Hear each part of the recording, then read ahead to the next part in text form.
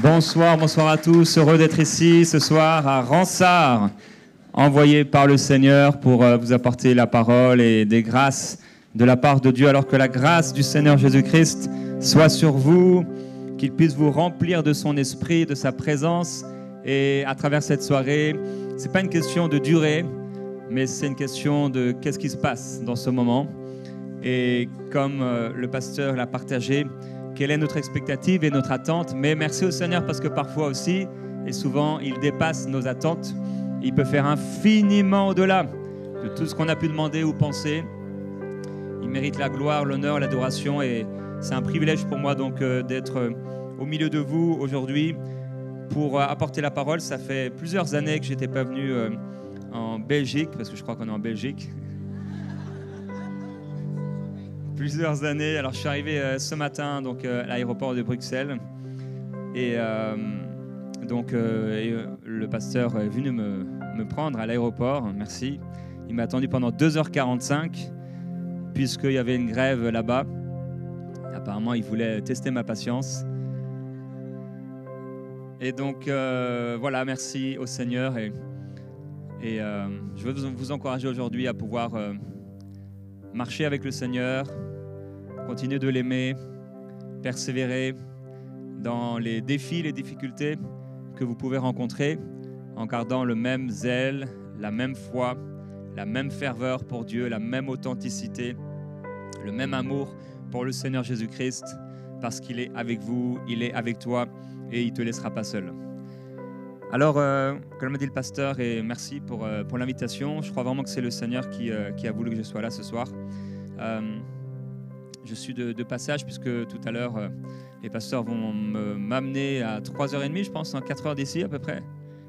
3h10. Tu roules vite alors. Non, il roule tranquille, c'est vrai.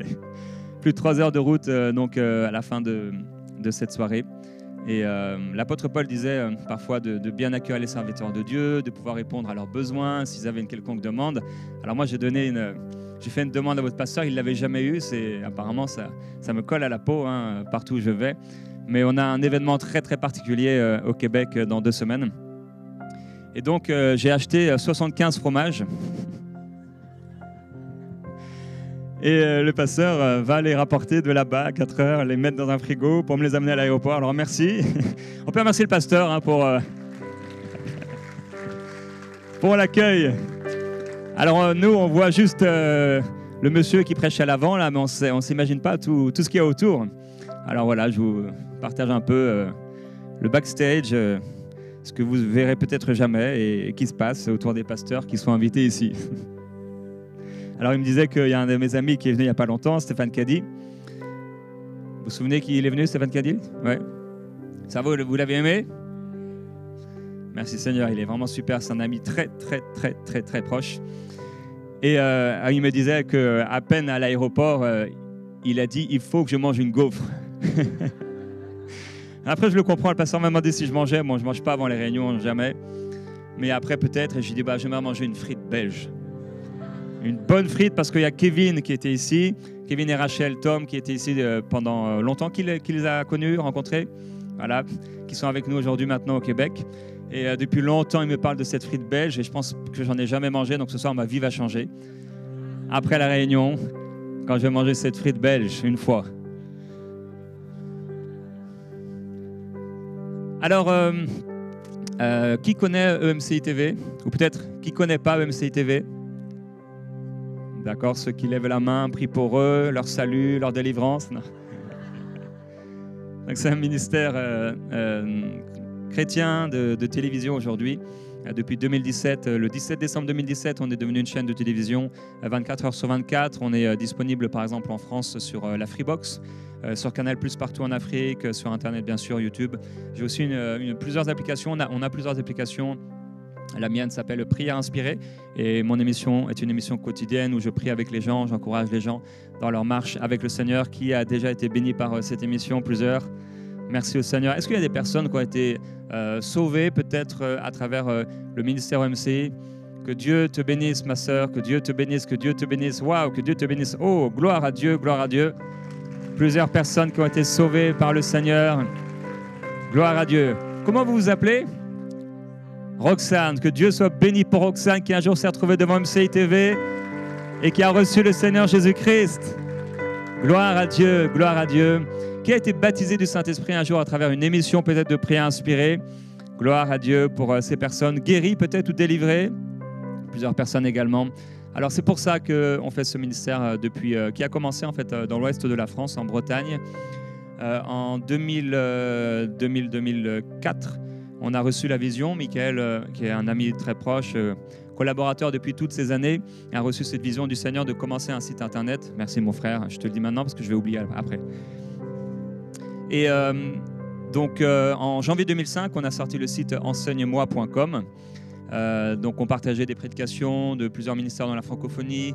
Dieu nous avait parlé, partagé à propos du message de la foi et un message d'unité aussi.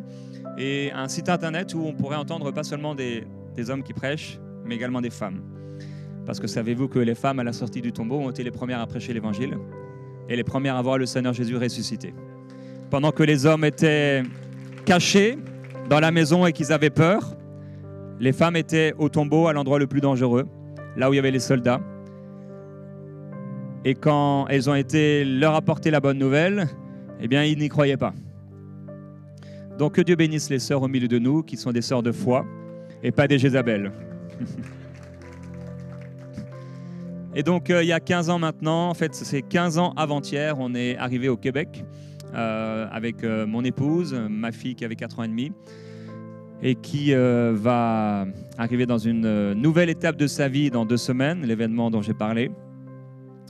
Et donc, on a installé le siège international d'enseigne-moi.com. C'était un grand mot, puisqu'à l'époque, on n'était que 4 personnes. Et il y avait Michael et sa femme qui nous ont rejoints 1 an plus tard, et finalement en 2017. Donc, c'est devenu, après avoir commencé des émissions, une chaîne de télévision et un ministère médiatique. Et depuis 5 ans aussi, Dieu nous a appelés à commencer une église. Donc, à peu près à la même époque, le pasteur a rejoint, je crois, avec son épouse ici, cette église.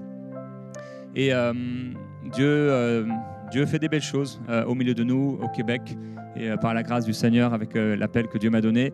J'ai la joie de pouvoir voyager un peu partout dans le monde, en Afrique, en Europe, en Amérique, oui, Canada, aux États-Unis un peu moins.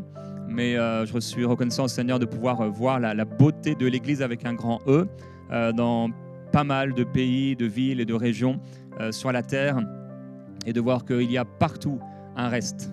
Il y a partout des hommes et des femmes qui aiment le Seigneur, quelles que soient nos cultures, nos différences, quel que soit ce qu'on peut avoir connu du Seigneur, mais si on a été touché par lui et qu'on l'aime et qu'on persévère à vouloir lui obéir, à vouloir faire sa volonté, c'est la plus importante des choses, de pouvoir être au bon moment, en train de faire la bonne chose, sous le regard de Dieu et vouloir lui obéir.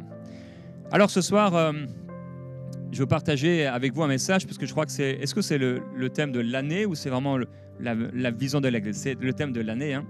C'est bien ça. Allons à l'autre bord. Et le message donc s'intitule « Allons à l'autre bord, mais à quel prix ?» Dans Marc chapitre 10,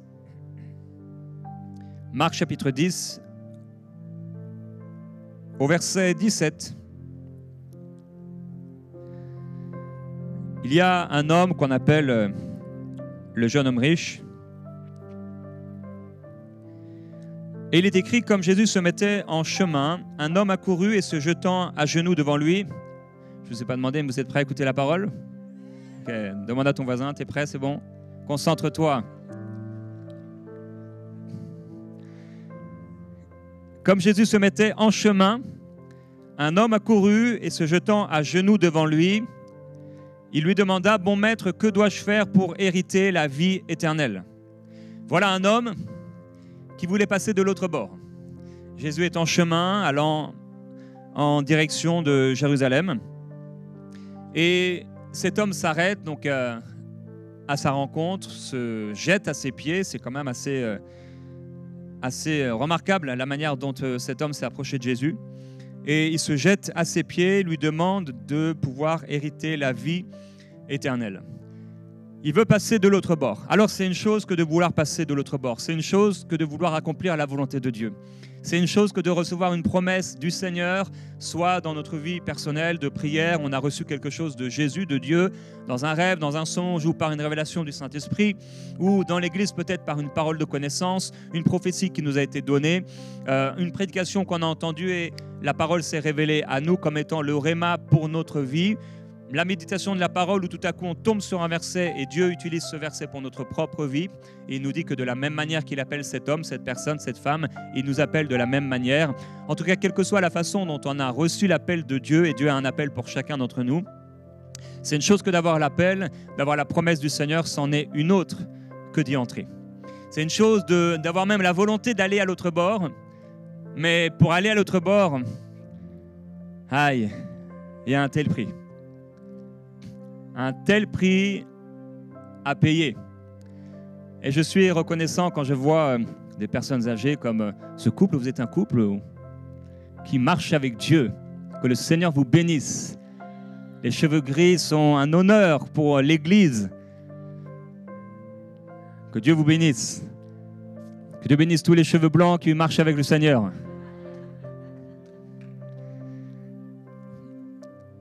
Mais je prie que on n'ait pas besoin d'attendre d'avoir des cheveux blancs pour aller de l'autre bord.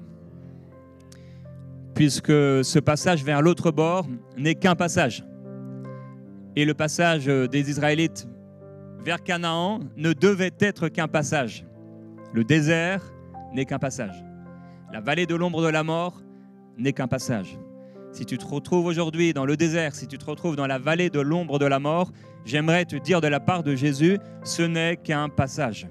Et Dieu va te prendre par la main et va te faire sortir de ce passage pour t'amener là, à l'autre bord, là où il a prévu de t'amener. On sait qu'en allant à l'autre bord et en voulant aller à l'autre bord, ils vont aller avec la barque, ils vont rencontrer une tempête. C'est bien sûr l'image du Seigneur Jésus pour nous, pas. C'était pas vraiment pour la tempête à ce moment-là, pour les disciples, bien que oui, mais c'était bien plus pour nous aujourd'hui et pour les millions de personnes qui ont pu découvrir cette histoire, qui est plus qu'une histoire, un encouragement du Seigneur pour nous dire, oui, c'est vrai, on peut aller à l'autre bord, on peut vouloir aller à l'autre bord, on peut vouloir entrer dans les promesses de Dieu, mais même si c'est sur un ordre de Jésus, on est au cœur de la volonté de Dieu. Cela ne veut pas dire qu'on n'aura pas des tribulations, qu'on ne sera pas éprouvé par des difficultés. Cela veut juste dire qu'on est sur la terre et parfois même être le signe évident qu'on est exactement en train de faire la bonne chose. Jésus leur ordonne d'aller de l'autre bord. C'est un verbe assez fort qui est utilisé dans la parole. Jésus leur a donné l'ordre d'aller à l'autre bord. Et alors qu'il leur donne l'ordre d'aller à l'autre bord, pourtant, ils rencontrent une situation dramatique où ils pensent même mourir. Parfois, aller à l'autre bord, on n'imagine pas le coût, on n'imagine pas le prix à payer. Quand le Seigneur nous a parlé, il y a 20 ans, de ce ministère, je ne sais pas ce qu'on aurait fait si Dieu nous avait tout dit. Et Dieu est sage parce qu'il ne nous dit pas tout. On découvre au fur et à mesure, et parfois on est très, très, très étonné des choses qui sont là devant nous. Le jeune homme riche se retrouve devant Jésus. Il veut passer de l'autre bord, hériter la vie éternelle. Et Jésus lui dit au verset 21, « Il te manque une chose. Va vends tout ce que tu as, et puis donne-le aux pauvres, alors tu auras un trésor dans le ciel, et ensuite suis-moi. » Quelqu'un veut suivre Jésus. Cet homme veut suivre Jésus. Cet homme veut aller avec Jésus de l'autre bord, parce que Jésus t'amène de l'autre bord. Mais quand il entend le prix à payer, il fait demi-tour. Je prie qu'au nom de Jésus-Christ, ton cœur ne soit pas trop dur, soit pas trop égoïste ou peureux ou incrédule pour faire demi-tour, mais que plutôt ton cœur puisse se soumettre à la volonté de Jésus, même si ça a l'air difficile, que tu puisses aller avec Jésus, te soumettant à sa volonté de l'autre bord, quelles que soient les situations que tu peux rencontrer, parce qu'il a la puissance de garder ton dépôt jusqu'à la fin. Il a la puissance de te faire tenir debout jusqu'à la fin par la puissance de l'Esprit qui vit en toi. Un esprit que parfois nous devons ressusciter, non parce qu'il serait mort, mais parce qu'on l'a méprisé, parce qu'on l'a parfois rejeté. On est né de nouveau, on a le Saint-Esprit en nous, mais on parle à Dieu comme s'il était loin dans le ciel, alors qu'il est là dans notre cœur. Il est là dans ton cœur. Et j'aurais pu partager sur la puissance et l'importance extrême de la prière en langue, de Paul qui dit « Je prie en langue plus que vous tous », comme étant l'outil et la clé, l'une des clés les plus importantes de la vie chrétienne aujourd'hui dans cette génération, de pouvoir tenir ferme et être fortifié à l'intérieur de nous. Beaucoup de chrétiens sont découragés, beaucoup de chrétiens sont tristes, dépressifs, parce qu'ils ont souvent oublié la puissance de l'esprit. Paul a dit, quand tu pries en langue, tu t'édifies toi-même. Le verbe utilisé est construire une maison. Quand tu pries en langue, tu construis ta maison. Combien de temps tu pries en langue? Il est possible que tu sois découragé, dépressif, parce que tu pries très peu en langue. Tu attends le dimanche matin au milieu d'un chant, à un moment particulier dans une réunion de prière, pour prier en langue. Mais si tu manges qu'une seule fois par semaine, ça va être difficile d'être fort spirituellement. Alors, au verset 22, « Mais lui s'assombrit à ces paroles et s'en alla tout triste, car il avait de grands biens. » Alors Jésus parle de cet homme qui va construire une tour et avant de construire la tour, il faut qu'il puisse s'asseoir et calculer. À vrai dire, on ne peut pas vraiment calculer le prix à payer. Il y a des choses qu'on peut calculer, il y a des choses que oui, on peut percevoir, mais d'ailleurs, toute personne qui s'engage dans un grand chantier, la construction d'un bâtiment, d'une église, l'agrandissement d'une église ou autre, entre ce qu'il a prévu au départ et ce qui va être vraiment dépensé, c'est beaucoup plus élevé en général. Dans tout bâtiment, c'est 10, 15, 20%, parfois 50%, parfois même 100% de ce qu'on avait prévu au départ. Alors le prix parfois est beaucoup plus élevé, beaucoup plus élevé que ce qu'on avait prévu. Les disciples vont être hyper étonnés et au verset 29, Jésus va leur répondre. Après que Pierre ait dit « Mais voici que nous, on a tout quitté pour te suivre. » Ils sont en train de marcher avec Jésus pour aller quelque part, aller à l'autre bord. Comme Abraham, suivant la parole de Dieu, mais sans savoir vraiment où le Seigneur l'amène. On est semblable à Abraham, tu es semblable à Abraham peut-être aujourd'hui. Tu es en train de suivre Jésus, mais tu ne sais vraiment pas où le Seigneur t'amène. Alors parfois, on est vraiment on paraît être des rigolos, nous les chrétiens. Parce qu'on marche par la foi et pas par la vue, et les gens nous demandent, mais tu vas en direction de quoi? Et tu dis, je ne sais pas dans quelle direction, mais quelque part, je vais en direction de Jésus. Mais je ne sais pas quel chemin je vais prendre, je ne sais pas quelle route je vais prendre, mais en tout cas, je sais une chose, c'est que Jésus est avec moi. Et pour l'intellect, c'est difficile à gérer. C'est difficile de pouvoir vivre dans cette situation puisqu'on ne marche pas par la vue, mais on marche par la foi. Et si tu marches par la vue, mon frère, ma sœur, tu seras souvent découragé. Je t'encourage à pouvoir te repositionner. Il suffit simplement d'une décision intérieure pour commencer à voir ta vie comme étant une vie de foi et avoir une vision de foi pour ton lendemain. Jésus a dit, ne t'inquiète pas du lendemain. Il est avec toi, fais-lui confiance. Jésus donc répond à Pierre, en vérité, je vous le dis, il n'y a personne qui est quitté à cause de moi de l'évangile, ou qui quittera à cause de moi de l'évangile, maison, frères, sœurs, mère, père, enfants ou terre, et qui ne reçoivent au centuple, présentement dans ce temps-ci, donc 100 fois plus, des maisons, des frères, des sœurs, des mères, des enfants, des terres, avec des persécutions, et dans les siècles à venir, la vie éternelle. Jésus nous indique un chemin vers la vie éternelle, mais sur ce chemin, cette histoire nous montre qu'il y a des pertes. Il y a des choses qu'on doit perdre. Il y a des choses qu'on va perdre en suivant Jésus. Quelqu'un a dit que nos propres plans payent tout de suite. Quand tu choisis ta volonté, ça paye tout de suite. Tu as ce que tu veux. Tu ne veux pas attendre le mariage, tu veux avoir des relations sexuelles avant le mariage, tu es payé tout de suite. Tu as ce que tu veux. Mais nos propres plans, ça paye tout de suite, mais ça coûte plus tard. Les plans de Dieu coûtent tout de suite. Tu dis non à la chair, tu dis non à désobéir à Dieu, mais ça paye plus tard.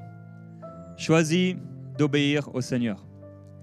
Mais il y aura des choses à rejeter, il y aura des choses auxquelles renoncer, il y aura des choses à abandonner, c'est obligatoire.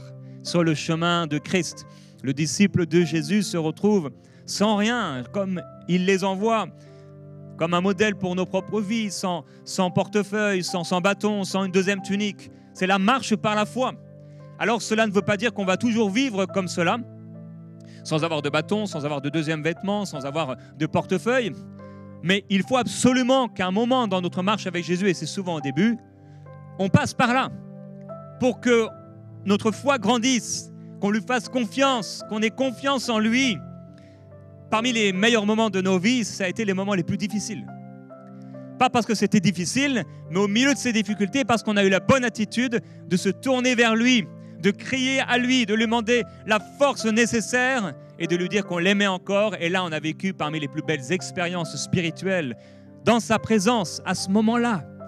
Il nous a encouragés, il nous a fortifiés. Il y a des versets qu'on ne peut expérimenter que dans des temps de difficulté et de souffrance.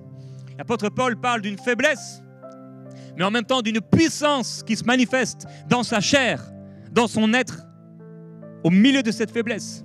Une puissance surnaturelle de Dieu. Comment étaient-ils des surhommes pour pouvoir traverser des situations telles qu'ils ont traversé? L'apôtre Paul, lapidé, mis à mort. Il est là mort, on pense qu'il est mort. Est-il mort, ressuscité? En tout cas, il est accompagné ou des frères viennent le voir. Il est entouré par des frères qui prient pour lui. Il se relève et le lendemain, un homme lapidé qu'on pensait mort, il savait mettre à mort des gens, continue de prêcher l'évangile. Était-il un Superman qu'on voit dans les Marvel, ou simplement avait-il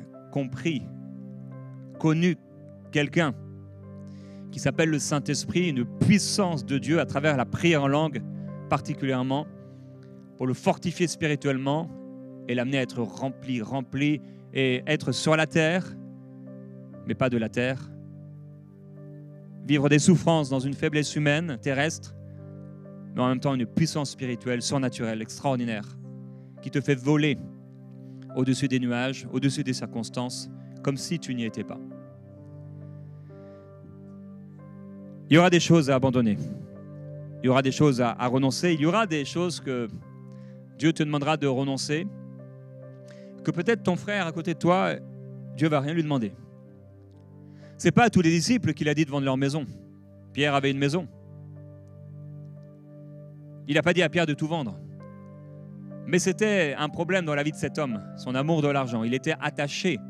Et cet attachement à cet argent, aux choses, aux biens qu'il possédait, l'ont empêché d'entrer dans le royaume de Dieu. Souvent, les gens ne sont pas sauvés pour une petite chose et parfois une chose ridicule. C'est ce renoncement qu'ils ne veulent pas, cette repentance, cette simple repentance. Parfois, il s'agit de poser un acte, comme le pardon, relâcher le pardon pour quelqu'un, faire un geste de foi, s'approcher à un appel. Des choses qui paraissent être simples et insignifiantes, mais c'est des choses importantes parce qu'elles viennent toucher à quelque chose de précis dans nos cœurs que Dieu veut retirer, dont Dieu veut nous guérir, dont Dieu veut nous libérer parce que nous ne pourrons pas aller à l'autre bord avec des sacs à dos remplis et trop lourds à porter, avec toutes sortes de choses qu'on traîne derrière nous. Ça va être difficile. Si nous avons toutes ces choses, nous allons tourner dans le désert comme les Juifs ont tourné dans le désert et qui sont morts dans le désert parce qu'ils étaient sortis de l'Égypte, mais l'Égypte n'était pas sortie d'eux. Tu peux être sorti du monde, mais est-ce que le monde est sorti de toi, mon frère, ma sœur? L'amour du monde est-il sorti de toi? L'attachement aux choses de ce monde est-il sorti de toi? La confiance dans les biens de ce monde est-il sorti de toi? Paul dira, en parlant à Timothée, d'encourager l'Église, et parmi eux il y avait des riches, en leur disant que ce n'était pas un problème d'être riche. Il dira même que c'est même Dieu qui les a rendus riches. Il dit, Dieu nous donne toutes choses pour notre plus grand plaisir. Mais, dit aux riches, de ne pas mettre leur espérance dans des choses incertaines, dans les richesses du temps présent, mais de la mettre en Dieu et d'être plein de générosité, de libéralité. Je prie que s'il y a des riches parmi nous, et j'aimerais vous dire qu'en fait vous êtes tous riches, vous puissiez être remplis de libéralité, de générosité. Est-ce que vous avez mangé plus d'une fois aujourd'hui? Oui, qui n'a pas mangé plus d'une fois aujourd'hui? Je peux lever la main, je n'ai pas mangé.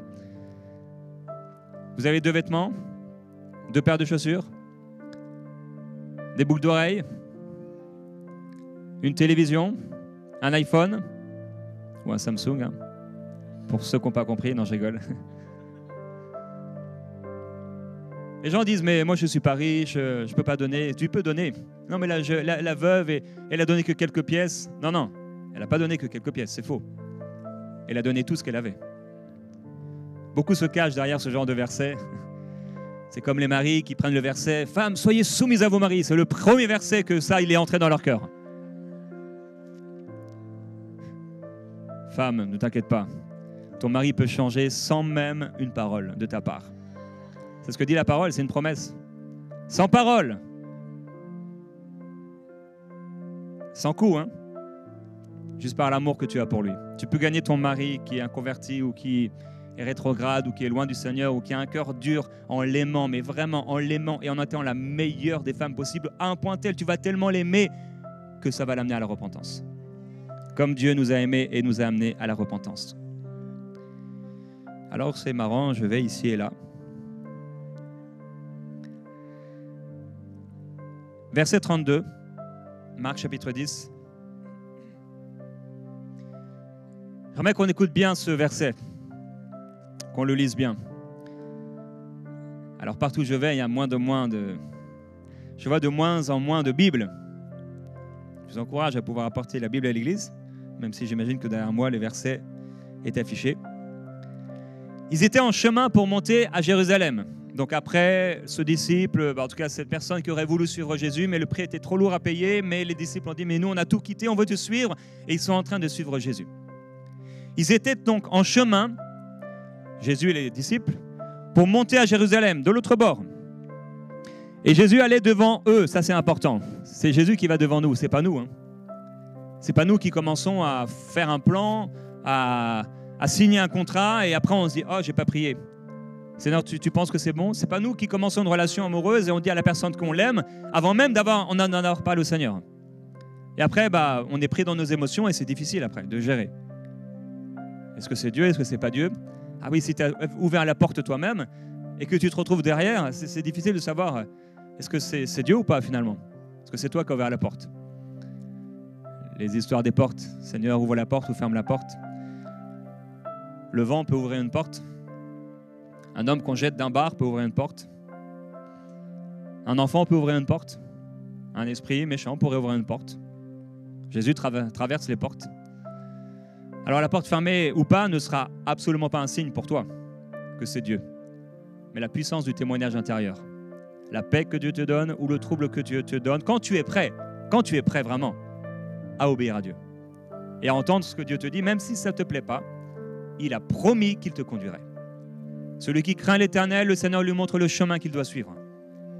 Fais confiance à Dieu, il te montrera le chemin. Ils étaient en chemin pour monter à Jérusalem et Jésus allait devant eux. C'est comme la nuée. La nuée partait, il partait. La nuée s'arrêtait, il s'arrêtait. Jésus allait devant eux, les disciples étaient angoissés. Alors il y a Jésus qui est devant, en route vers Jérusalem, et les disciples, les 12, imaginez les 12, ils sont là avec lui et ils sont angoissés. Ils sont sous un stress profond. Parce qu'ils savent qu'il va y avoir des choses terribles, là à Jérusalem. Et ceux qui suivaient étaient dans la crainte. Jésus prit de nouveau les 12 auprès de lui et se mit à leur dire ce qui devait lui arriver. « Voici, nous montons à Jérusalem. Et le Fils de l'homme sera livré aux principaux sacrificateurs et aux scribes. Ils le condamneront à mort, le livreront aux païens, se moqueront de lui, cracheront sur lui, le flagelleront et le mettront à mort, le feront mourir, et 3 jours après, il ressuscitera. » Est-ce qu'on peut s'arrêter juste ce moment où ils sont en chemin et les disciples sont dans la crainte, dans l'angoisse, ceux qui les suivent sont également dans la peur, dans la crainte, ils sont en direction d'un autre bord, mais ce n'est pas l'autre bord qu'on pensait. Si on pouvait faire un zoom sur ta vie en ce moment, je ne sais pas si tu as déjà vu ce genre de vidéo, tu vois la Terre de loin dans une vidéo. On voit la Terre de très loin et il y a un zoom et on s'approche, après on voit les continents, après on voit les pays, après on entre dans une ville, après on entre dans une maison et après on se retrouve devant quelqu'un. C'est un zoom, un focus. Si on faisait le focus sur ta vie en ce moment, c'est quoi l'image, c'est quoi la photographie? C'est quoi que tu es en train de vivre? En tout cas, le zoom et le focus sur ce point particulier, ce n'était pas extraordinaire. C'est quoi cette équipe? Les disciples angoissés, ceux qui le suivent dans la crainte. Parfois, quand les gens nous regardent à certains moments de nos vies, on peut paraître ridicule.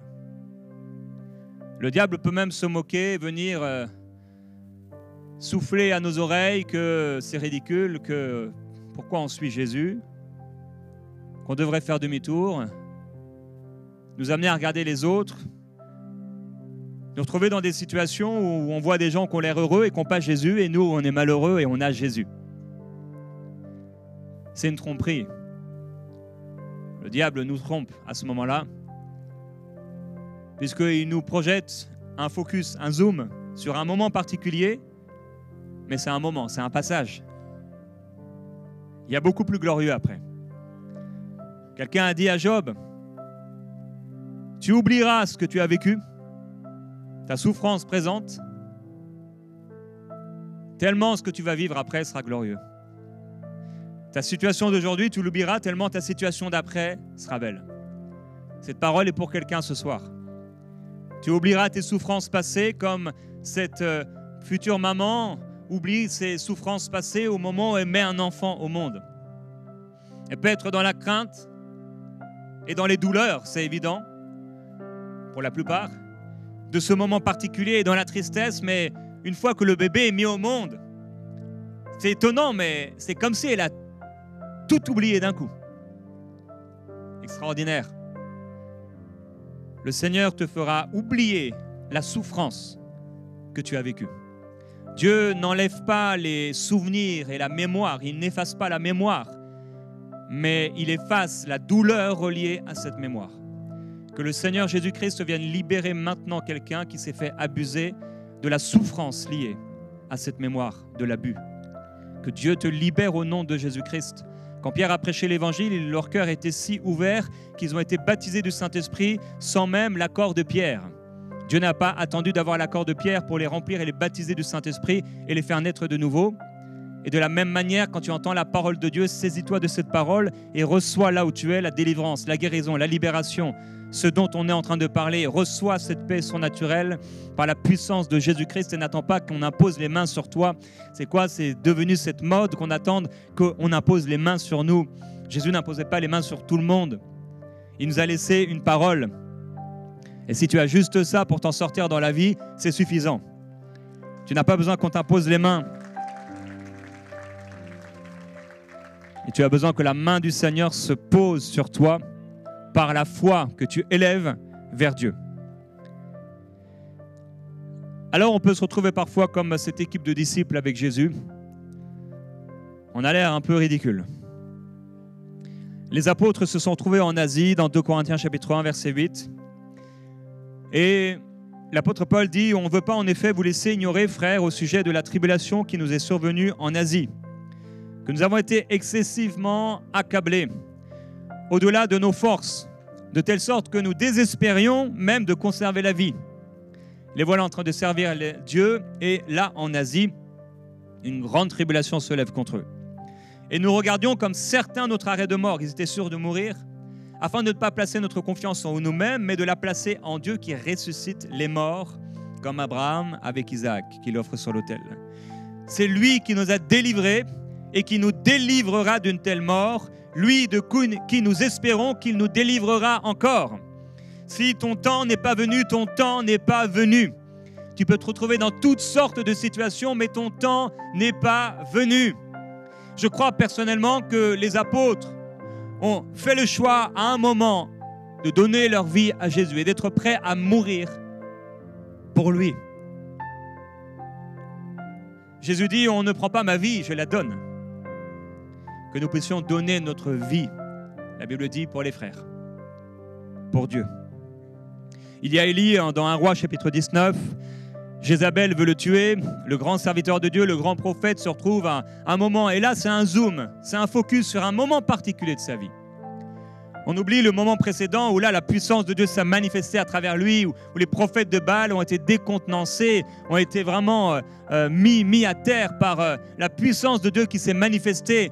Et le peuple de Dieu qui ne savait plus vraiment qui choisir, Dieu, Baal, ils étaient entre les deux, comme parfois plusieurs croyants sont encore entre les deux, entre le monde et Dieu. Ils ne sont pas vraiment sûrs de vouloir payer le prix parce qu'ils savent que suivre Jésus, c'est un prix. Et il y a en effet un prix à payer. Mais la récompense est tellement plus glorieuse et un moment d'obéissance à Dieu t'apportera des millénaires, des milliards d'années de récompense parce que Dieu te récompensera à sa mesure et pas à la récompense de l'homme.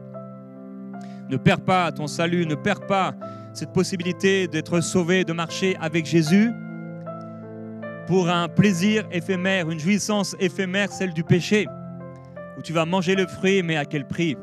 Alors que Dieu a beaucoup de fruits pour toi qui, eux, ne t'empoisonneront pas. Voyant cela, chapitre 19, verset 3, un roi. Voyant cela, Élie se leva et partit pour sauver sa vie. Un peu plus loin, il marcha toute une journée dans le désert, puis il s'assit sous un genêt et demanda la mort. Waouh, le grand prophète Élie demande la mort. Il se lève, il part, il marche, il s'assoit. C'est intéressant. Il se lève, il part, il marche, il s'assoit. Sous un genêt. Parfois, tu es parti pour faire quelque chose, tu étais parti dans l'appel de Dieu, tu as dit oui au Seigneur, tu t'es levé, tu as commencé à partir, tu as commencé à marcher, même peut-être tu l'as dit aux gens. Dieu m'a appelé à faire ceci, Dieu m'a fait à faire cela. Et tu marches, mais à un moment, il s'est passé des choses et tu t'assois comme Élie, et avec Élie, sous un genêt. Je ne sais pas ce que c'est un genêt, mais je sais que c'est un arbre. Je ne sais pas quel est l'arbre de ta vie, je ne sais pas sur quoi et sous quoi tu t'es assis. Tu t'es peut-être assis sous la peur, sous l'incrédulité, sous les problèmes financiers et la peur que les problèmes financiers soient plus importants et plus puissants que Dieu, ton Père Céleste.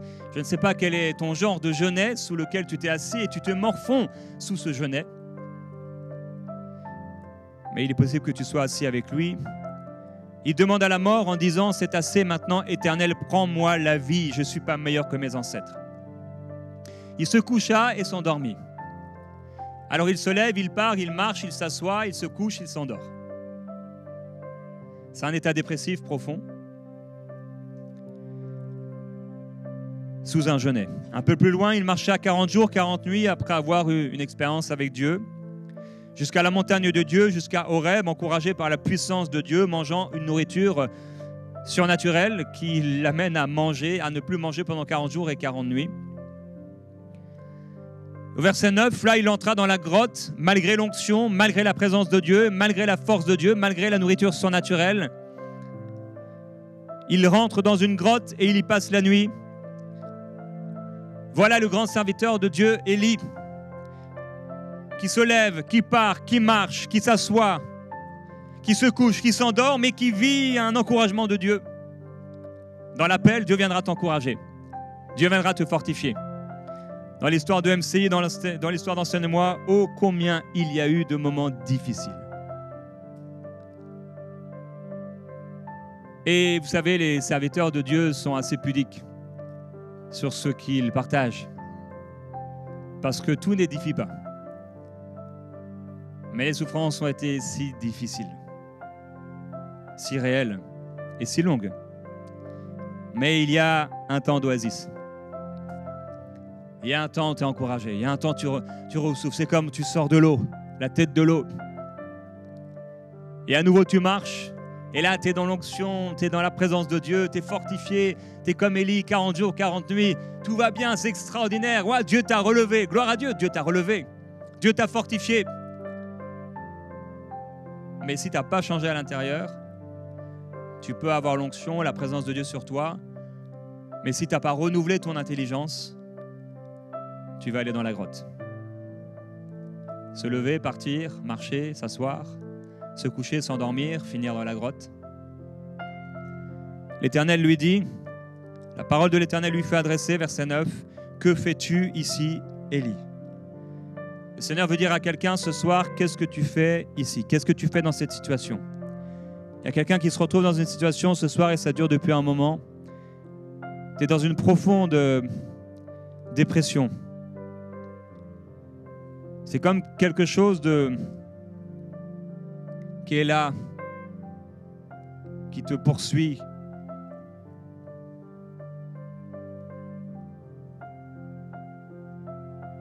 C'est un état de découragement et de désespoir.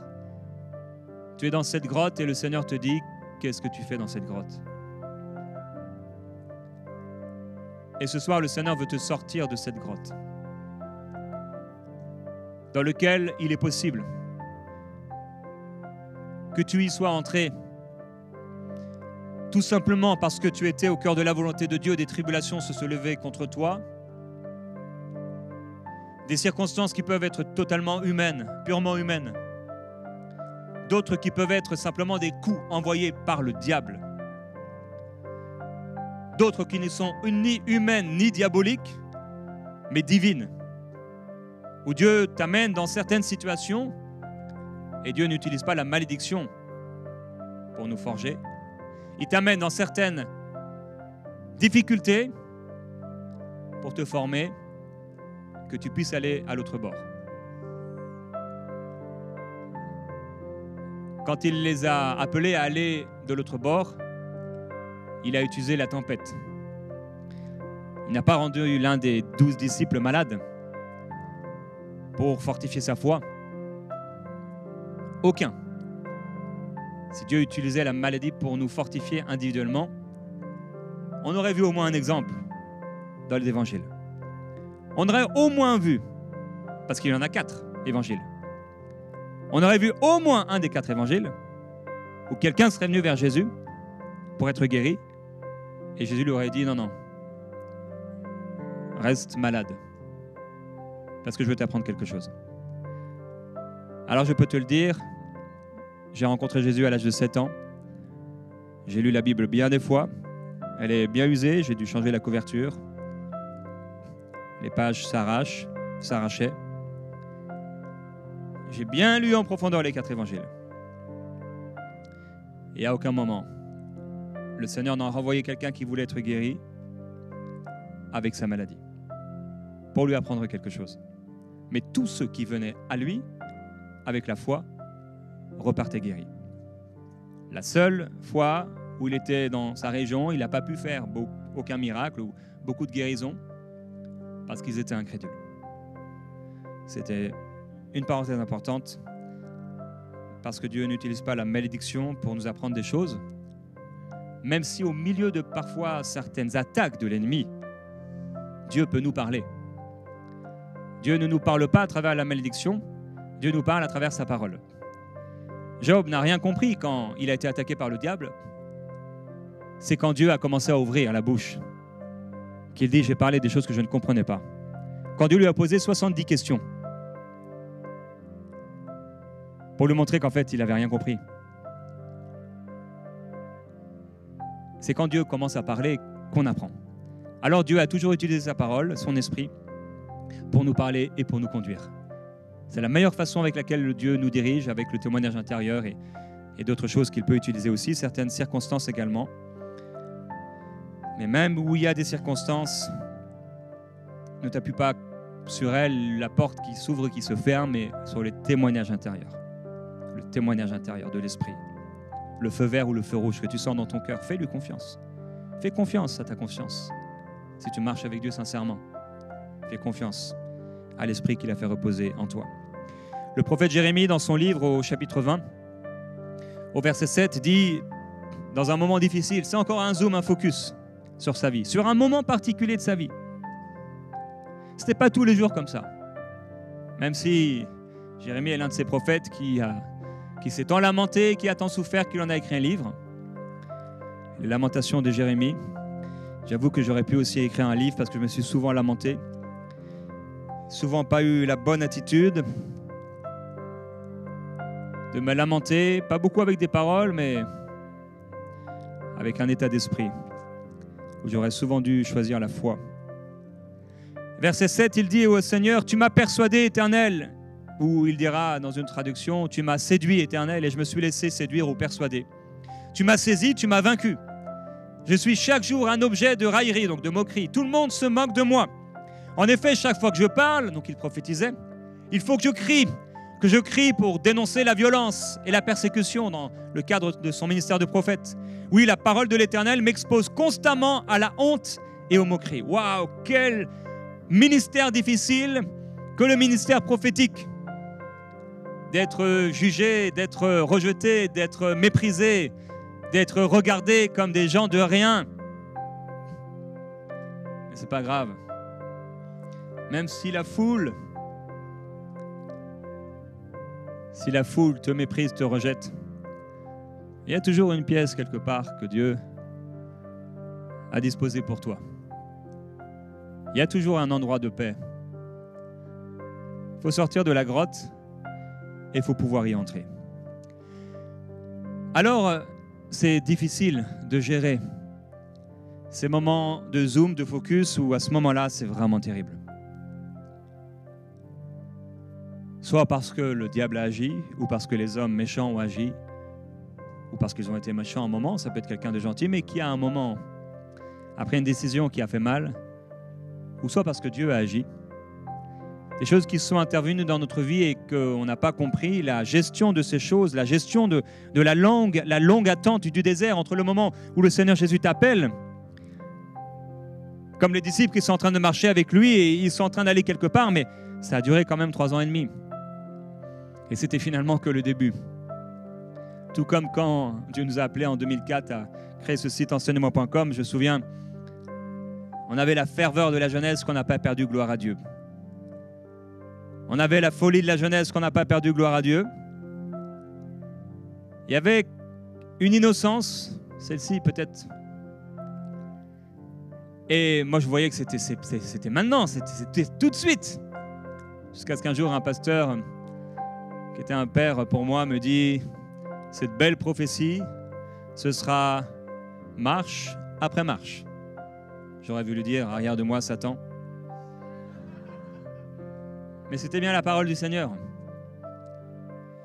Marche après marche, quand c'est long dans le désert, quand c'est long dans l'attente, quand c'est long devant la promesse, je t'encourage, mon frère, ma sœur, à avoir la bonne attitude, à persévérer.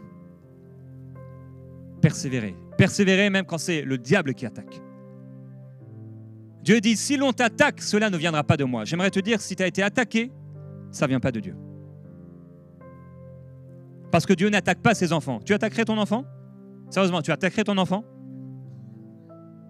Cet enfant-là pour qui tu as pleuré, la femme a oublié sa tristesse tellement il était mignon, tout beau, il n'a rien fait de bien ni de mal. La seule chose qu'il est en train de faire, c'est pleurer et faire pipi sur toi. Et tu l'aimes. Et tu es content, tu es contente. Il peut être très moche, mais tu dis que c'est le plus beau. C'est comme si à un moment, on a oublié, on a le voile de l'amour. Hein.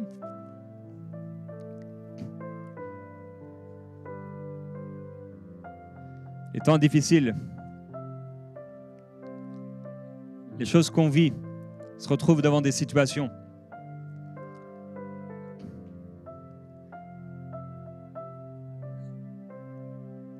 Je prie au nom du Seigneur Jésus-Christ que Dieu te permette de pouvoir tenir ferme.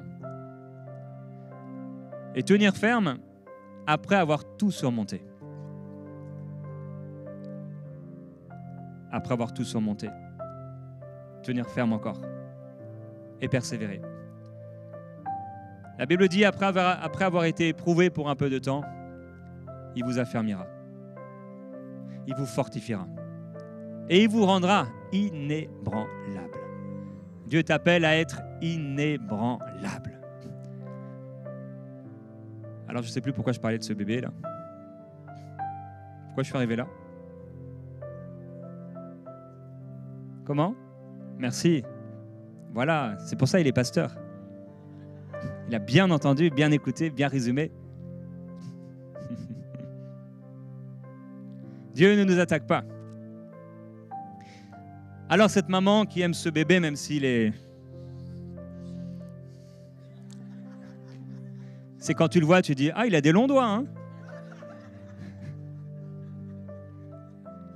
Ce bébé, il grandit, bon, il fait des bêtises et tout, mais tu attaquerais ton enfant?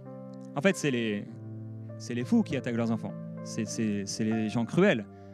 C'est les gens de mauvaise vie. Mais toi, enfant de Dieu, même si tu es imparfait, parce qu'on l'est quand même, hein, Jésus dit même aux pharisiens, vous savez donner de bonnes choses à vos enfants, mais à combien plus forte raison mon Père donnera le Saint-Esprit à ceux qui le lui demandent. Ne te demande pas si c'est la volonté d'être baptisé du Saint-Esprit, de recevoir l'Esprit, c'est sa volonté pour toi. Alors moi, je prendrais mon enfant et je l'attaquerais, je le prendrais, je le frapperais, et je le tyranniserais et je le couperais. Non. Dieu dit, si on t'attaque, cela ne viendra pas de moi. Cet accident, c'est pas lui. Cette maladie, c'est pas lui. Cette attaque spirituelle, c'est pas lui. Dieu n'attaque pas ses enfants, il n'est pas fou. Il est bon et il est plein d'amour. Et c'est encore une des ruses que le diable utilise pour que l'enfant de Dieu reste dans certaines situations. Et quand tu ne sais pas quelle est la source, comment tu demanderas au Seigneur de t'en délivrer si c'est lui-même qui t'a voulu là dans cette situation? Que Dieu te permette de voir quelle est la source et illumine les yeux de ton cœur pour voir quelle est la source de ce qui t'est arrivé. Mais il y a aussi donc le prix à payer, comme on l'a dit. Parfois les incompréhensions, les silences de Dieu, gérer les incompréhensions, des choses qui arrivent dans notre vie et qu'on n'a pas compris. Parce que c'est vrai que ça arrive. Les silences de Dieu. On prie, et il y a des focus, des zooms, des moments particuliers où c'est comme si Dieu fait silence. Et c'est pourtant le moment où on aurait envie qu'il nous parle. C'est peut-être le moment où tu as jeûné, tu as fait tes 3 jours de jeûne. Et apparemment, il n'a pas parlé. Alors merci au Seigneur, on a sa parole ici. Peut-être gérer le regard des autres et notre propre regard de la situation qu'on traverse. Gérer nos émotions, on a envie peut-être d'exploser, mais il faut gérer nos émotions. Mais c'est dans ce moment difficile que tu peux traverser, que ta foi est éprouvée et devient d'une valeur inestimable. Pierre dira dans 1 Pierre chapitre 1, verset 5, « À vous qui par la puissance de Dieu, parce qu'il faut rencontrer cette puissance de Dieu si tu es croyant, à vous qui par la puissance de Dieu êtes gardés par la foi pour le salut, prêts à être révélés dans les derniers temps, c'est là ce qui fait votre joie, quoique maintenant, le focus, le zoom, maintenant, en ce moment même, puisqu'il le faut, apparemment il le faut, apparemment il faut qu'on passe par des maintenant, il faut qu'on passe par des moments difficiles, il faut qu'on passe par la tempête, puisqu'il le faut, vous soyez attristés pour un peu de temps, mon frère, ma sœur, c'est un peu de temps, pour un peu de temps par diverses sortes d'épreuves, afin que l'épreuve de votre foi, plus précieuse que l'or périssable, qui cependant est éprouvée par le feu, ait pour résultat la gloire, la louange, l'honneur lorsque Jésus-Christ apparaîtra, lui que vous l'aimez sans l'avoir vu, parce que nous l'aimons sans l'avoir vu, en qui vous croyez sans le voir encore, vous réjouissant d'une joie ineffable et glorieuse, parce que vous obtiendrez le salut de vos âmes pour prix de votre foi. Quand tu vas arriver à la fin, mon frère, ma sœur, et que tu vas présenter ta foi en Jésus, tu vas échanger ta foi en Jésus parce que tu n'en auras plus besoin de foi. Et en contrepartie, que vas-tu recevoir? Le salut. Parce que le salut, c'est tu es sauvé maintenant, oui, mais le salut sera complet, dans son complet accomplissement, lorsque tu seras face à face avec lui, ton corps glorifié, transformé. Alors oui, tu es sauvé aujourd'hui si tu l'appartiens, mais tout comme le diable est vaincu, aujourd'hui on ne peut apparemment voir que, est-ce qu'il est vraiment vaincu? Oui, il est vaincu. Et de la même manière, c'est une défaite progressive. Et c'est un salut qui se passe maintenant à la croix. Le diable a été vaincu, à la croix nous sommes sauvés. Mais le diable va aller de pire en pire et de défaite et de destruction en destruction jusqu'à être jeté pour 1000 ans et puis ensuite dans le lac de feu et de soufre pour toujours. Ou d'ailleurs, j'aimerais te dire que si tu as regardé beaucoup de dessins animés, le diable n'est pas en enfer et ne sera pas en enfer avec sa, comment on appelle ça, le trident, en train de faire mal aux gens. Puisque Ézéchiel 28, Ésaïe 14 nous montre qu'il sera semblable à l'un de ceux qui seront en enfer, un homme sans force et sans puissance. Sinon, pour lui, ce serait le paradis. Non, il sera dans des tourments éternels et il sera un parmi des millions. Mais merci au Seigneur, ce n'est pas notre destination. Pierre dira encore dans son épître au chapitre 4, verset 12, « Bien-aimés, ne soyez pas surpris. » Dis à ton voisin, ne sois pas surpris. Dis-lui encore, ne sois pas surpris. Dis-lui, tu sais de quoi je parle. Cette situation que tu n'aimes pas, ne sois pas surpris. Pierre dit, ne soyez pas surpris comme d'une chose étrange, comme si c'était étrange.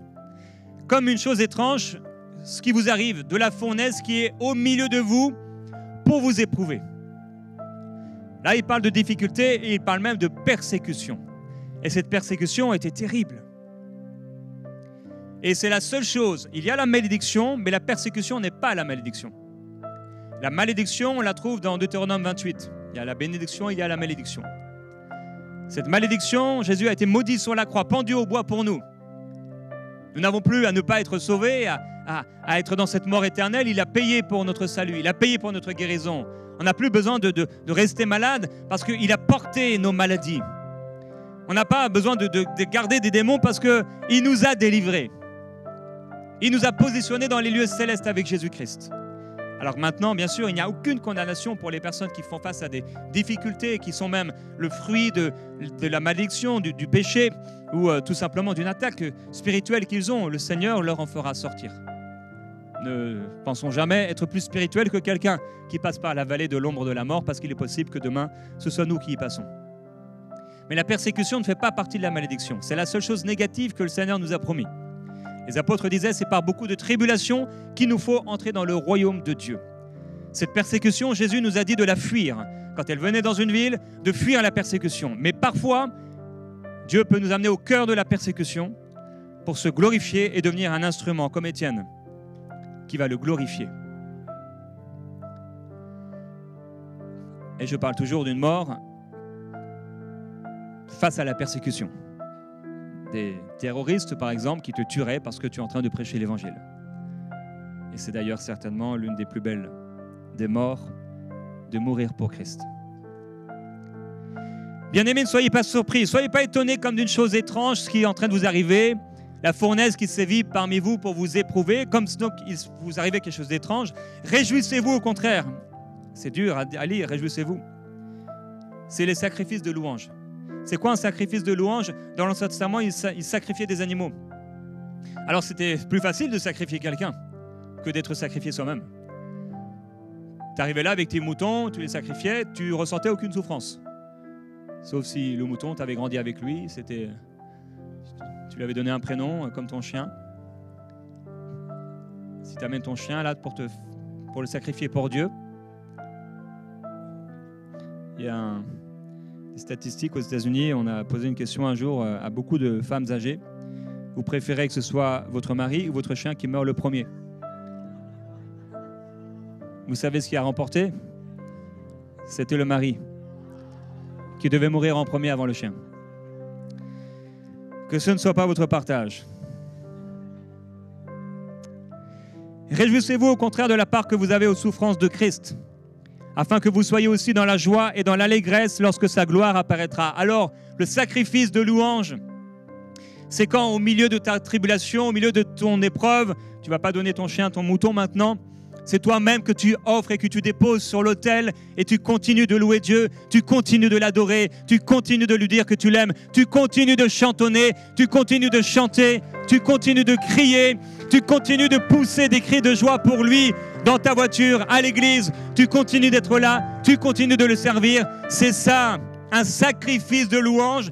Tout te dirait de te taire, tout te dirait de te lamenter avec Jérémie dans l'Ancien Testament, qui n'avait pas le Saint-Esprit en lui, qui n'était pas né de nouveau. Les disciples non plus d'ailleurs pendant ces 3 ans et demi. C'est dans Jean 20, 22, à la résurrection du Seigneur Jésus-Christ, qu'ils naissent de nouveau, recevant le Saint-Esprit en eux et devenant de nouvelles créatures.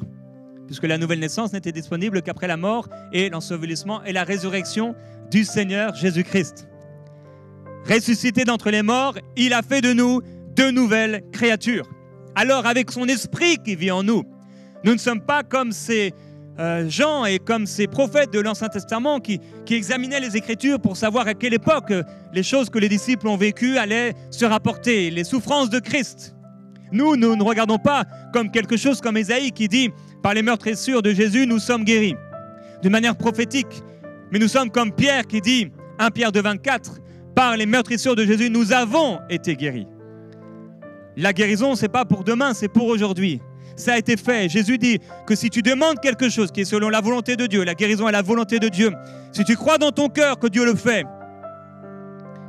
tu dois croire que tu l'as reçu.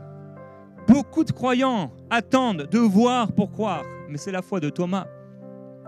Parfois, ça se passe comme ça, mais souvent non. On prie parfois pour des gens, pour une situation ou pour quelque chose. Je me souviens après un jour dans notre ancienne église pour un frère qui traversait une situation difficile par rapport à un travail. Il m'a raconté en long et en large comment c'était impossible de trouver un travail dans la région. Je lui ai dit, mais Dieu peut tout faire. Est-ce que tu veux que je prie pour toi? Oui, je prie pour lui. De toutes mes forces, avec toutes mes tripes, avec la foi. Je dis Amen. Il continue son monologue. Dans cette région, on ne peut pas trouver de travail. Non. Quand on prie pour toi, pour la guérison, avec ou sans imposition des mains, les gens sont guéris. Merci. On a entendu, on a vu, en tout cas, les mains se lever. Des personnes qui ont été guéries à travers des émissions où j'ai touché personne, je ne connais même pas ces personnes. Roxane, c'est ça? Elle est là, Roxane, en jaune fléau.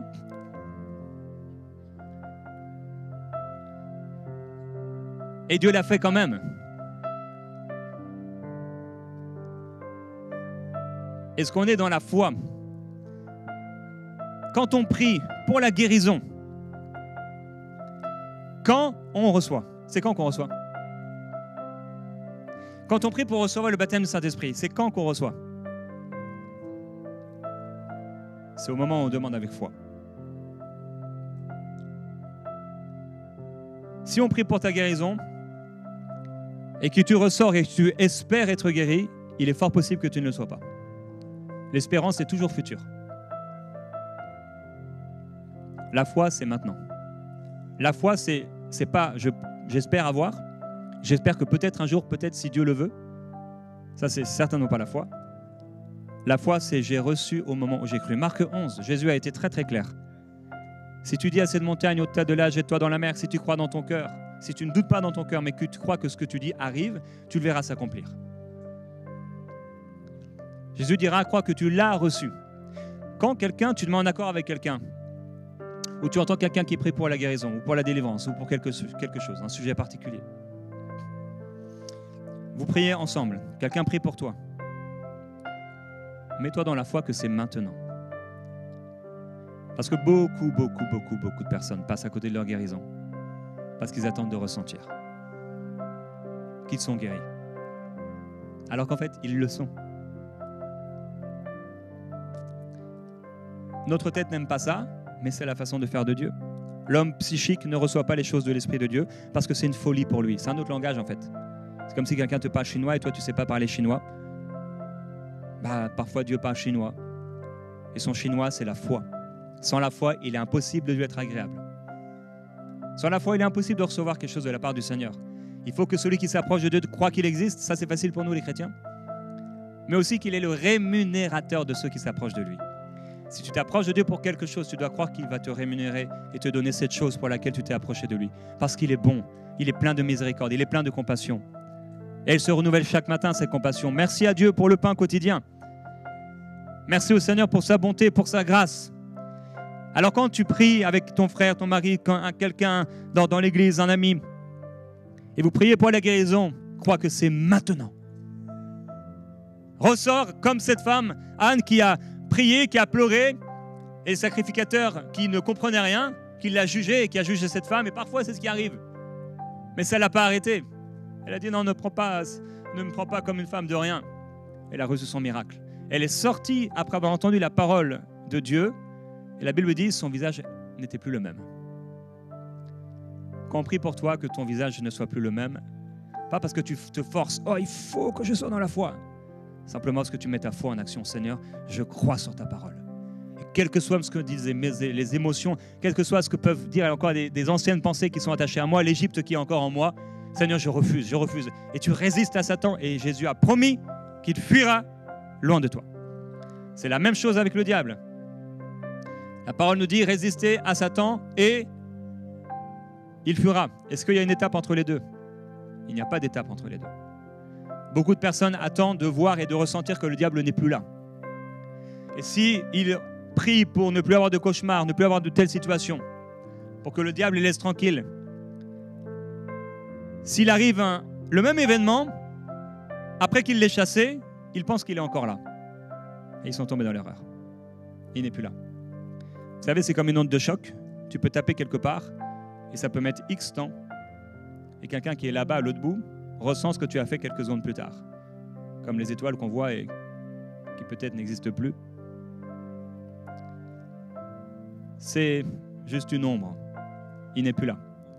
Quand tu chasses Satan, la Bible dit que quand tu lui résistes, il fuit.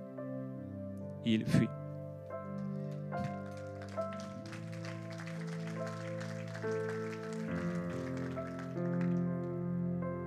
Ça va, je suis pas trop long? Je suis venu de Montréal quand même. L'apôtre Paul, il prêchait jusqu'au matin. Au point où quelqu'un est tombé du toit, mort, à la fenêtre. Si ça avait été dans certaines églises, on aurait pris l'apôtre Paul, il n'aurait même pas eu le temps de descendre, le ressusciter. On l'aurait amené en prison. Parce qu'il avait prêché trop longtemps, il n'avait pas été sage. Jésus aussi, il prêchait longtemps parfois. Ne vous inquiétez pas, ça va aller.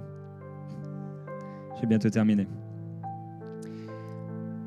1 Pierre toujours, chapitre 4. Si vous êtes outragés pour le nom de Christ, donc on a vu le sacrifice de louange, vous êtes heureux parce que l'Esprit de gloire, l'Esprit de Dieu repose sur vous. Que nul de vous, en effet, ne souffre comme étant un meurtrier, un voleur, un malfaiteur ou comme s'ingérant ou s'immisçant dans les affaires d'autrui. Donc, on ne doit pas souffrir parce qu'on a fait le mal. J'ai dit, il y a les hommes, il y a le diable, il y a Dieu qui peuvent nous amener dans certaines situations, mais il y a aussi nous-mêmes. Parce qu'on a fait le mal, on se retrouve dans une situation. Pierre dit non, ne vous retrouvez pas dans des situations malheureuses, de fournaise, parce que vous y êtes mis vous-même. Si tu touches toi-même le feu, ça va te brûler, ce sera ni Dieu, ni le diable, ni les hommes. Mais si quelqu'un souffre comme chrétien, qu'il n'en ait pas honte et que plutôt il glorifie Dieu à cause de ce nom. Car c'est le moment où le jugement va commencer par la maison de Dieu. Or, si c'est par nous qu'il commence, quelle sera la fin de ceux qui n'obéissent pas à l'évangile de Dieu? Et si le juste se sauve avec peine, que deviendront l'impie et le pécheur? Ainsi que ceux qui souffrent selon la volonté de Dieu, pas selon la malédiction, mais selon la volonté de Dieu, remettent leurs âmes au fidèle Créateur en faisant ce qui est bien.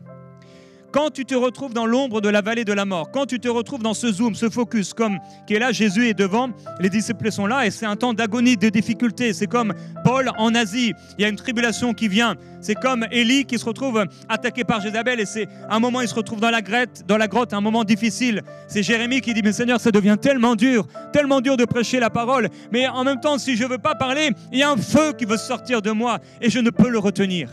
Quand tu as été appelé par le Seigneur, mon frère, ma sœur, tu ne pourras pas le retenir. Je prie qu'au nom de Jésus-Christ, toi qui résistes à l'appel de Dieu, n'aie pas peur, mais que ça brûle dans ton cœur, parce que c'est une gloire de servir le Seigneur. Et c'est une gloire de souffrir pour lui. Jamais j'aurais voulu faire autre chose que ce que le Seigneur m'a appelé à faire. Que tu puisses faire ce que Dieu t'a appelé à faire, chacun dans le corps, dans sa grâce particulière. Heureusement qu'on n'est pas tous ici en train de prêcher. Déjà, il n'y aurait pas assez de place pour nous. Mais chacun, un membre à part entière dans le corps, chacun selon les appels, les caractéristiques, avec la personnalité que Dieu nous a donnée, parce que notre personnalité n'est pas à rejeter, elle est à sanctifier. On a des gens qui s'habillent en jaune fluo, on a des gens qui s'habillent en noir, on a des gens qui parlent doucement, on a des gens qui crient, comme mon ami Stéphane Caddy. Peu importe la personnalité, Dieu va utiliser aussi une onction qui est rattachée à ta personnalité pour toucher certains types de cœurs. Abraham était plutôt de la famille, doux, voulant que tout le monde soit bien. Moïse, l'homme de loi, strict, rigide apparemment, mais un grand leader avec une si grande patience. Pierre, le fougueux, qui est prêt à marcher sur les eaux. L'apôtre Paul, qui fonce, même s'il est tout seul à foncer. Avec ta personnalité, sers le Seigneur en tant que membre du corps de Jésus-Christ, du Christ. Que Dieu te donne la capacité de pouvoir gérer ces temps difficiles, ces zooms, ces focus où c'est difficile. On doit y passer. Il le faut, on l'a vu, on l'a lu. On doit passer par là. On n'aime pas passer par là. Je n'aime pas passer par là. Je n'aime pas passer par là et j'y suis souvent passé. souvent. La Bible nous dit « Humiliez-vous sous la puissante main de Dieu, afin qu'il vous élève au temps convenable. » Combien de fois la puissante main de Dieu est là pour m'humilier? Combien de fois? Tant de fois. La puissante main de Dieu sur moi qui m'écrase sur le sol. Et je sais que s'il n'est pas là, c'est fichu. S'il n'est pas là, à quoi bon? Ayant prêché 1000 fois et qu'avoir l'impression de n'avoir jamais prêché. Ayant fait cette chose plein de fois, mais choisir de ne pas mettre ta confiance dans ta chair et d'accepter que c'était comme si c'était la première fois. De continuer à faire confiance à Dieu pour le deuxième enfant, quand il y en a déjà eu un premier, et en ayant la même foi en Dieu, la même confiance en Dieu pour le deuxième que tu as eu pour le premier. J'ai senti fortement dans mon cœur qu'un couple a perdu un enfant. Ça fait un moment. Et ça vous a mis dans une grotte. Mais le Seigneur va guérir votre cœur. Guérir votre cœur ce soir. Profondément vous guérir.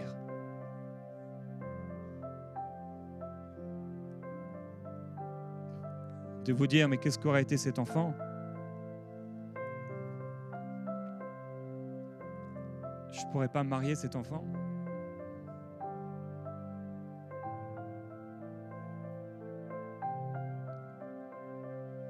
Le Seigneur libère ton cœur ce soir.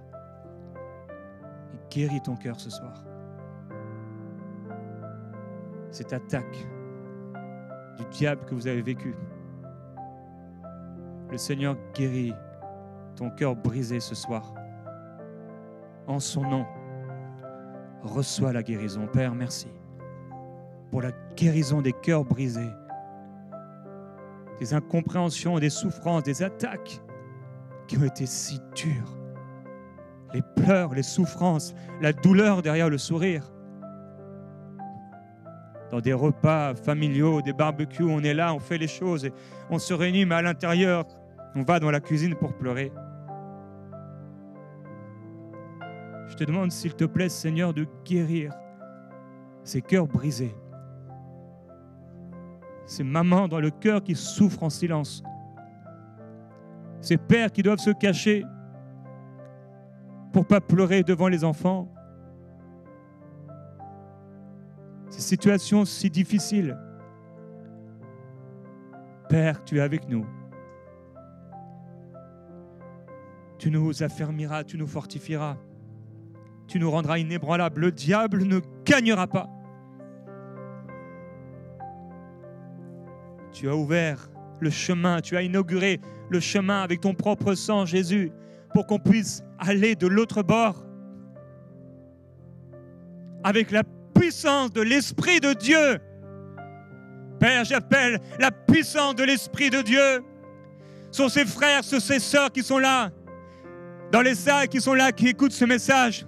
Qu'au nom puissant de Jésus-Christ, la gloire de Jésus, la puissance de l'Esprit vienne les remplir à déborder et leur permettre de tout surmonter avec cette force surnaturelle de l'Esprit de Jésus-Christ en eux, qui puissent se confier en toi, qui puissent sous ta puissante main, au lieu de refuser d'être écrasés et de manger, de nourrir à la chair, qui puissent aller là, à genoux sur le sol, et crier à toi et accepter la main puissante qui agit. Père, je prie qu'ils ne remettent pas en question leur appel. Je prie qu'ils restent focus, qu'ils restent fidèles au Seigneur, qu'ils continuent de faire ce qu'ils doivent faire. La parole dit, il rendra chacun selon ses œuvres, réservant la vie éternelle à ceux qui, par la persévérance à bien faire, cherchent l'honneur, la gloire et l'immortalité. Toi qui recherches la volonté de Dieu, qui persévère à bien faire, même qui persévère à bien faire au moment même de ce focus, de ce zoom des temps difficiles, le Seigneur te mettra et te donnera honneur, gloire et immortalité. J'aimerais terminer en priant avec le psaume chapitre 42.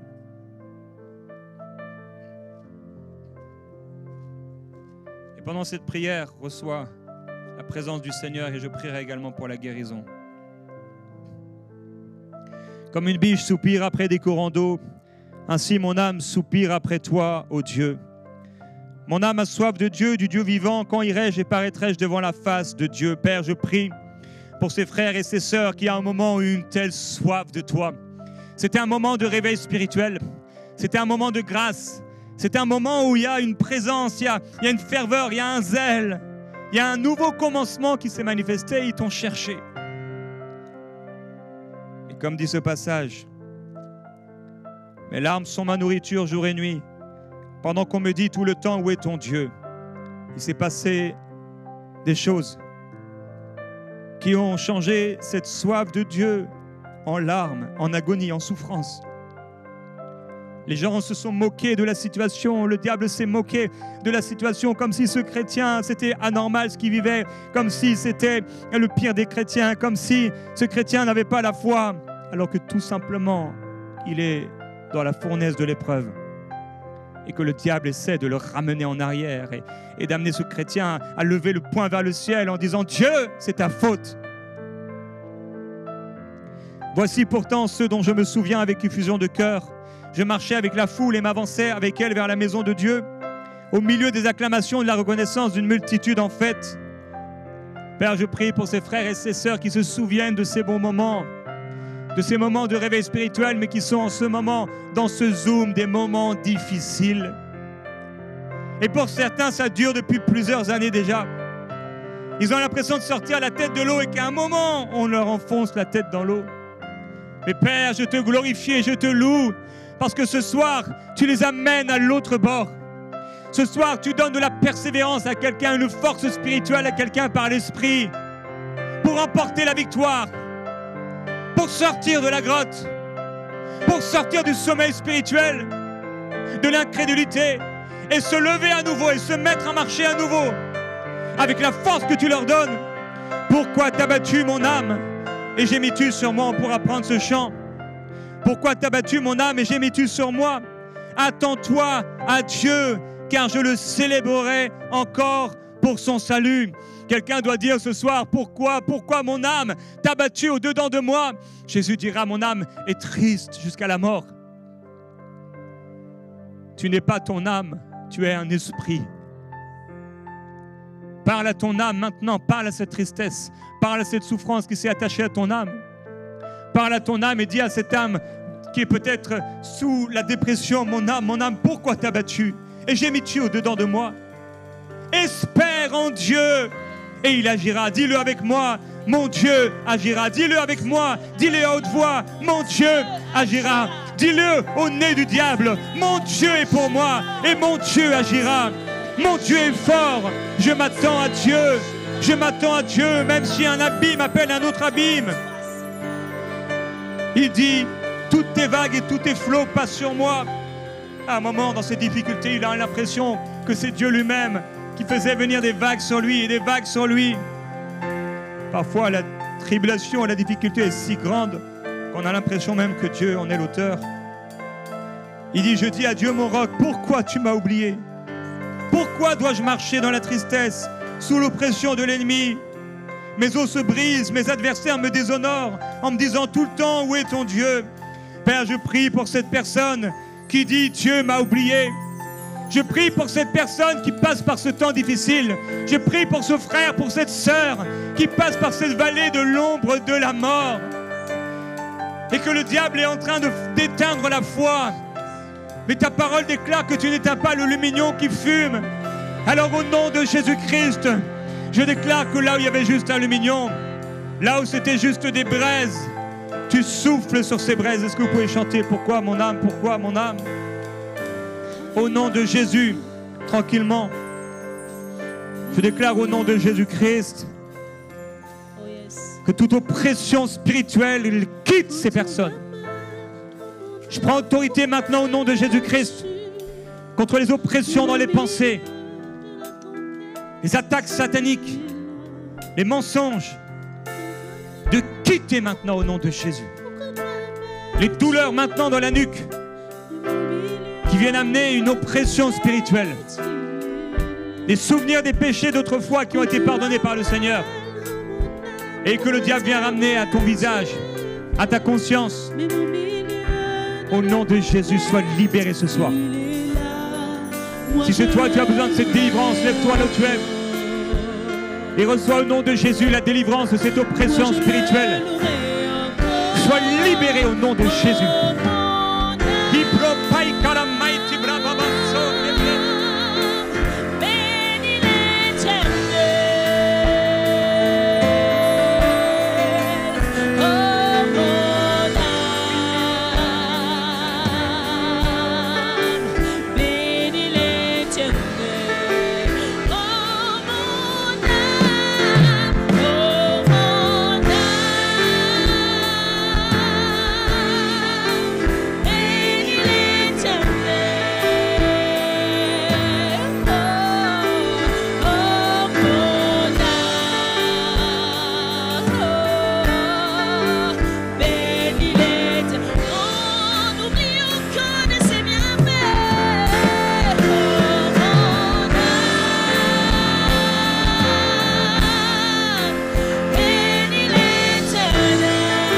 Sacrifice de louange, le sacrifice de louange.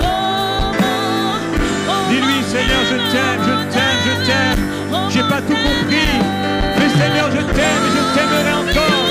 Et je poursuivrai ce chemin avec toi jusqu'à la fin.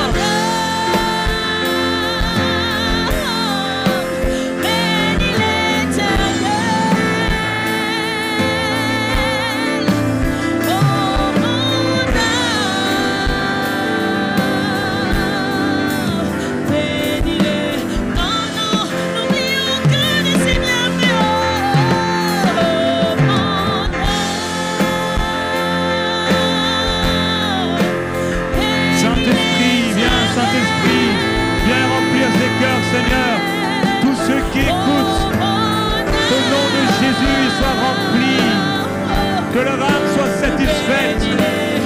Le Seigneur va satisfaire ton âme. Le Seigneur va nourrir ton âme. Le Seigneur va faire du bien à ton âme. Même au milieu de la tempête, tu l'es là. Quand tu vas mal, on voit ta main, tu l'es là. Même au milieu de la tempête, tu es là. Je veux prier pour les personnes. Je veux prier pour les personnes qui souffrent dans leur corps. Maladies, des symptômes, souffrances physiques. Ça peut être au niveau d'une maladie aussi de l'âme, maladie psychologique. Nous allons prier la prière de la foi. Nous allons prier la prière de la foi et nous adresser à Dieu qui n'est pas une statue, mais un Dieu vivant, omniscient, omniprésent, qui est capable de tout, qui veut te guérir, qui veut te libérer. Mets la main là où tu as mal ou sinon sur ton cœur.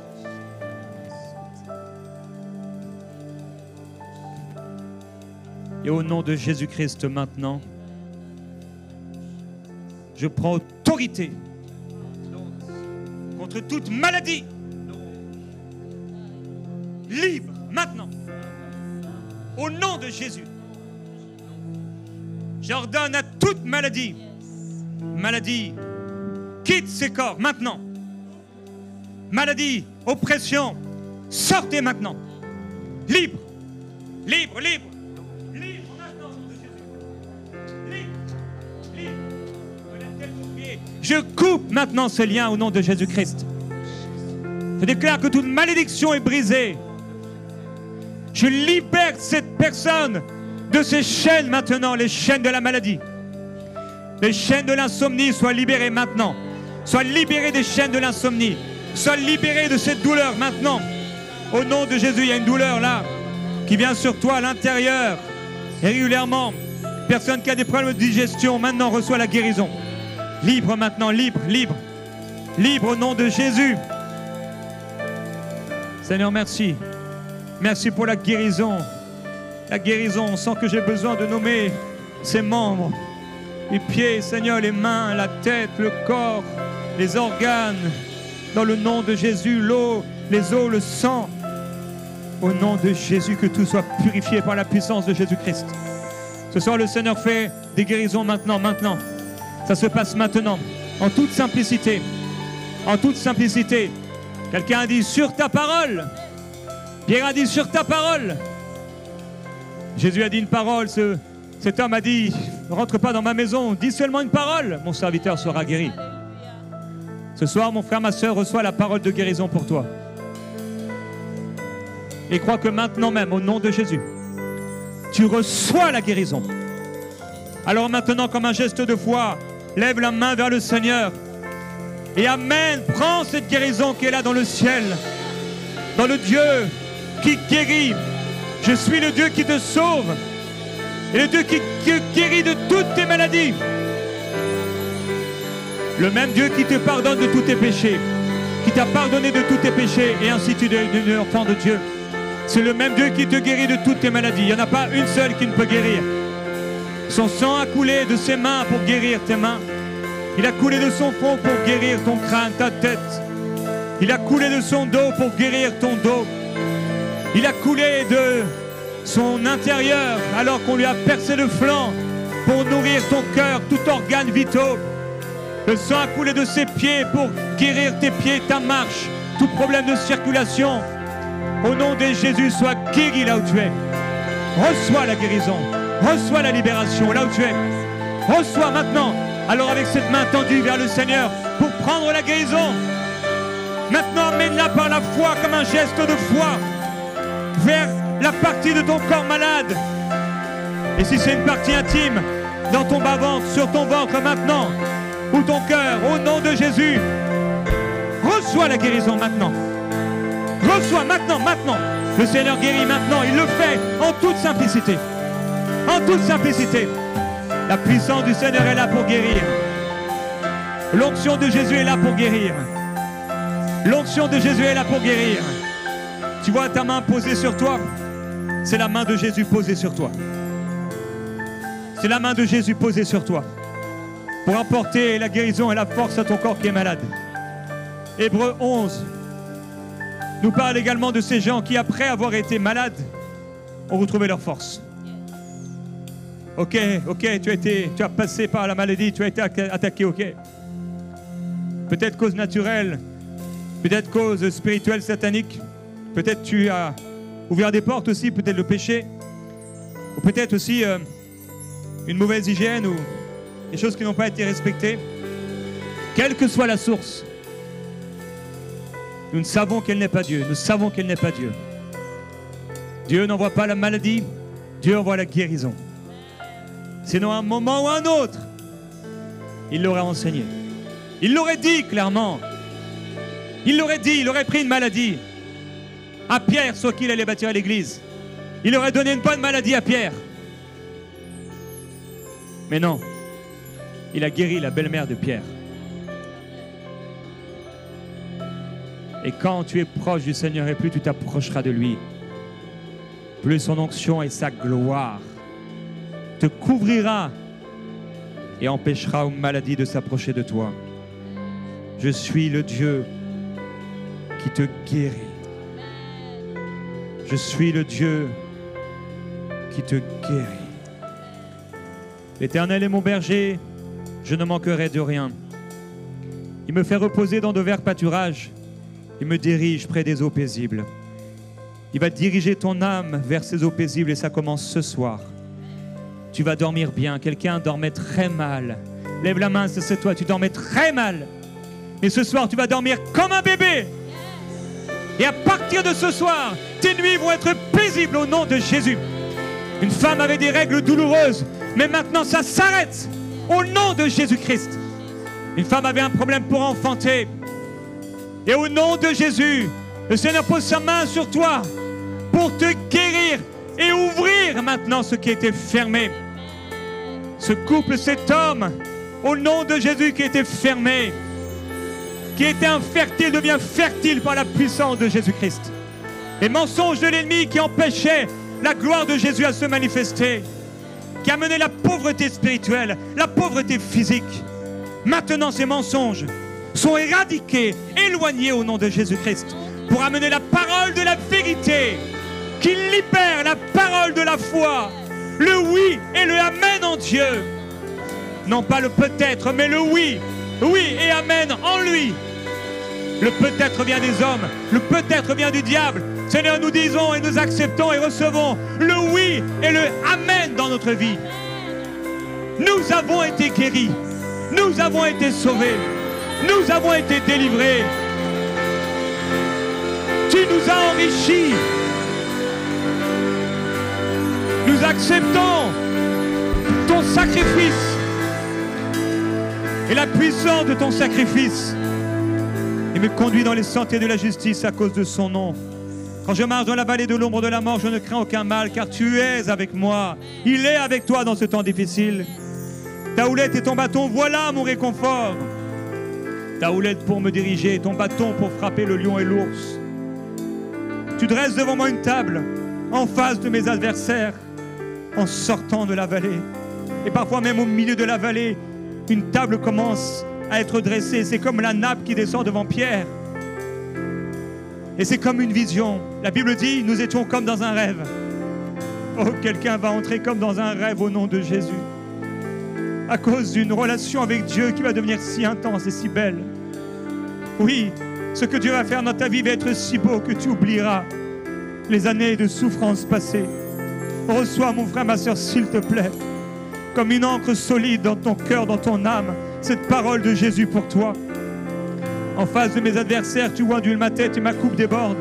Oui, le bonheur et la grâce m'accompagneront tous les jours de ma vie et je reviendrai dans la maison de l'Éternel pour la durée de mes jours. Oui, la grâce, le bonheur m'accompagneront tous les jours de ma vie.